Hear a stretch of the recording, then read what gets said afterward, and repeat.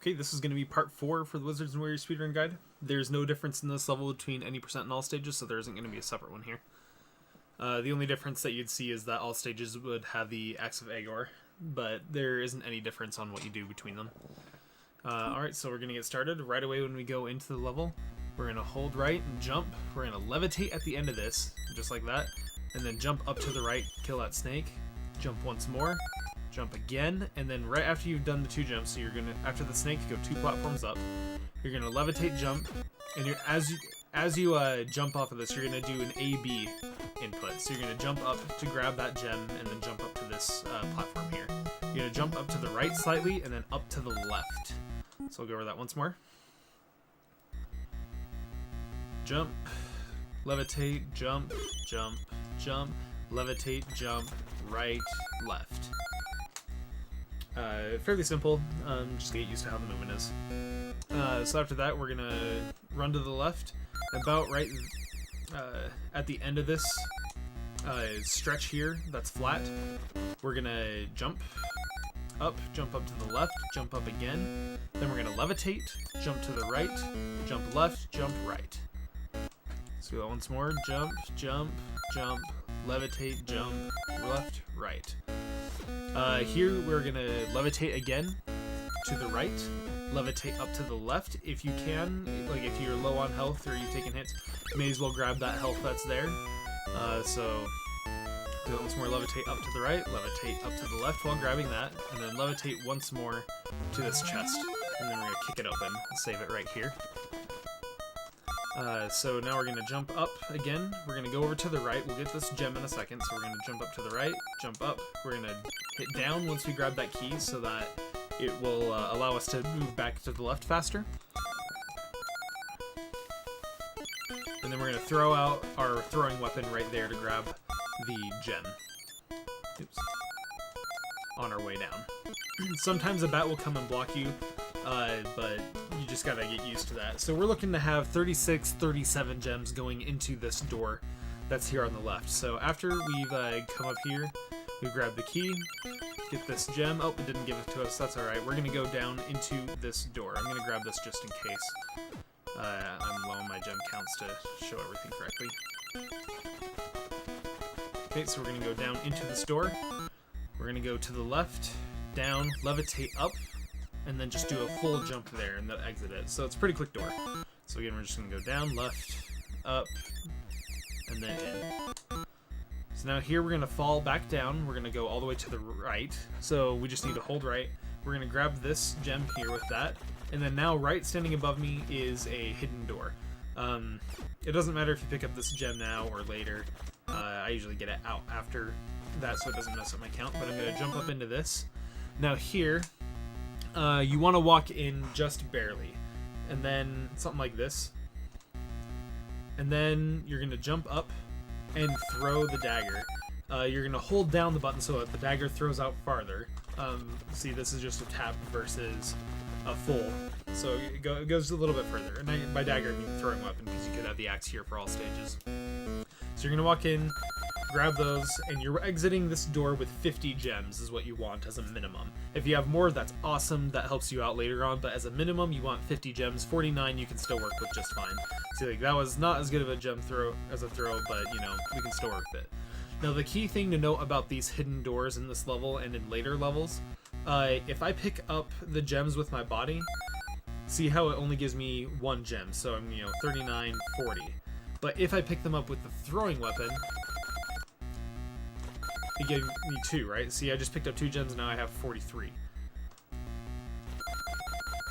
So that's what you're looking for. For some reason, I'm not entirely sure why, but it got coded in that if you use a throwing weapon for it in these hidden doors, it'll give you 2 gems instead of the 1 that it's supposed to give you. So we're definitely going to take advantage of that.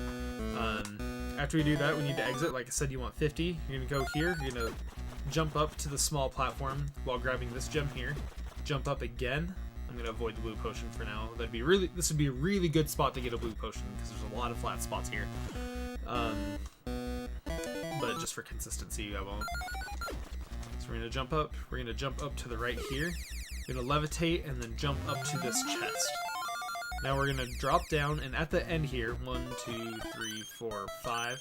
Okay, there's this hidden block here. There's 5 of them in there. We don't need to get all of them. We're actually gonna just use it to bounce off of. I just wanted to show you that it was actually there with the 5. So we're not actually gonna get all 5 of them. We're gonna run over. We're gonna jump and then levitate over. Or not levitate. Fall with the feather over. We're gonna jump off of this one and then try to hit this torch that's here, and you're hoping that you get a blue potion from it, but you know, it's not imperative by any means, but if you get it, you know, this is a really good spot to have it in. So once again, bounce off of that, jump off of the small platform. I didn't hold up there at all, as you saw right there. I fell down because I didn't break my fall at all to get over further. Now these 2 chests that are sitting here, you want to avoid them at all costs. They will give you a different weapon over the top of the Boots of Force. You see that there? We now have the Wand of Wonder instead, which freezes enemies, but that's completely useless to us. This is the Cloak of Darkness. It is even worse. All it does is turn you black and nothing else. It makes you invisible. It was intended to make you invisible to enemies, but as you can see, that was not the case. So, you want to avoid these at all costs, because it'll totally destroy your run. So after you have jumped here, hit this, you're going to drop down to the right. We'll get that chest that's there in a minute, and then come to the left. Now, as we come to the left here, I'm going to keep going to the left. And as you saw right here, I kind of dropped down to where the snake was. I need to break a bit, just to fall into, or over more to where this blue door is. So we're going to enter that immediately. We're going to jump up with a full jump, grab that, and then exit. We're going to hold right, and then right here, as you can see, I threw my dagger. It's going to go grab that meat that's over there on the right side.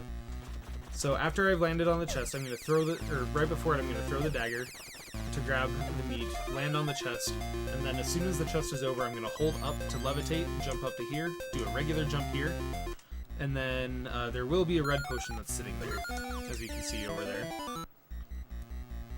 I have a little more damage on me than normal, but that's okay. So grab that. Levitate, jump to the right. Levitate again, straight up, and then you're going to jump to the right once more, and then you're going to jump straight up into another hidden door. Now, in this hidden door, you're going to do just a regular jump up onto this platform here while throwing out the dagger, or the axe. And again, you want to use, the reason we're doing this is because it'll pick up 2 gems for every pickup that it does. Now I'm going to levitate here, jump up, and do a long dagger throw. And then just kind of float down slightly. And that should pick up most of the gems that's in there. You're looking to get around 119 when exiting this door. 117, 115, you can still work with it, you just may have to pick up some backup gems somewhere along the line. But that 119 is kind of what I'm aiming for. So here I'm going to levitate up, do a small hop to the right, and then just another jump. I'm going to run to right about where this platform is, and then I'm going to do an A-B input.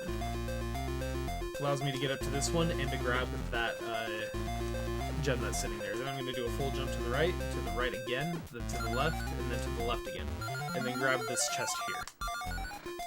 So I'm going to jump up to the right. Above us is the Cloak of Darkness chest. Remember, we do not want to get that. So once we come here, we're going to turn right. We're going to levitate, and then we're going to jump to the right with a B input to grab that meat there, which will definitely help you when it comes to the boss, because you can take damage pretty easily in this level.